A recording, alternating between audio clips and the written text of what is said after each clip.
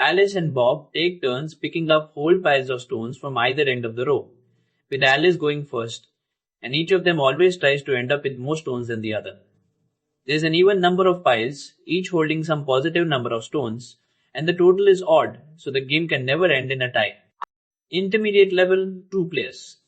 1 row of piles. Every turn, grab the far left pile or the far right. Here's the twist, one of them literally cannot lose, no matter how they play. Guess who, before I tell you? Think of it like splitting a candy jar with a sibling, one piece at a time from either end. The smart player wins even if the pieces look uneven. That's this exact family of interview problems. So once you see the setup here, you'll spot it instantly next time. Say the piles are 5, 3, 4, 5. Alice moves first and can only take the 5 on the left or the 5 on the right. Whatever she leaves behind, Bob plays optimally too. We want to know who ends up ahead. Picture a scoreboard with one square for every possible slice of the row. That's our 2D list.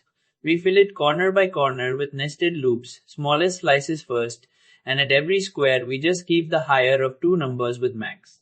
That's the entire toolkit.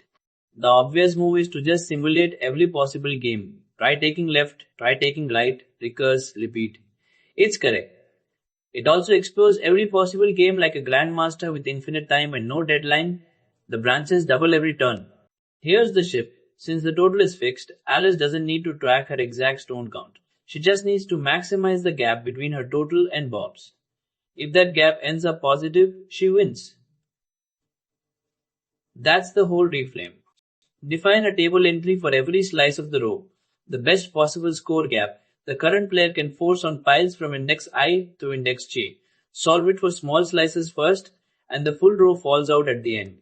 Here's the trick. For any slice, you either take the left pile or the right pile. Whichever you take, the opponent then plays optimally on what's left, so you subtract their best possible gap. Compare both moves, keep the bigger one. A single pile has an obvious answer. Taking it gives a gap equal to its own size. Every bigger slice needs its smaller inner slices solved first, so you fill the table by increasing length, not row by row. First we build an n by n table full of zeros using a list comprehension. Then the base case. For a single pile, the best gap you can force is just that pile's own value. We loop length from 2 up to n, so smaller slices are always ready first. For each starting point I, j marks the end of that slice. Then the recurrence, take the left pile minus the opponent's best reply, or the right pile minus theirs, and keep the bigger one. Alice wins if the full row's gap is positive. Here it is end to end, build the table, fill the base case, sweep by increasing length, apply the recurrence, and read off whether the full row's gap is positive. Singles are just the piles themselves.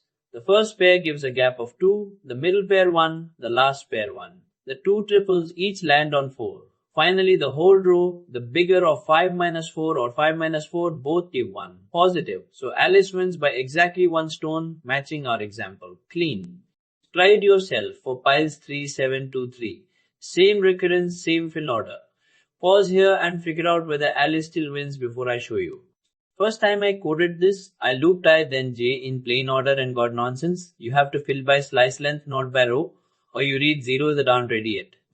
2 other traps, tracking raw stone counts instead of the gap, breaks the subtraction, and using range 2 to n instead of 2 to n plus 1 silently skips the full row. For 3, 7, 2, 3, the table still lands positive. Alice wins. Honestly, for this exact problem, the whole DB is overkill. Once you see this, Alice can always force herself into taking every even indexed pile or every odd indexed pile, her choice. Since the total is odd, one of those two groups is strictly bigger, so she just picks it. That means for these exact constraints, Alice always wins, full stop.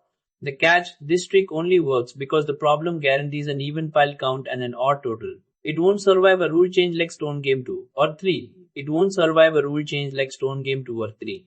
The DP we coded is quadratic time and quadratic space in the number of piles.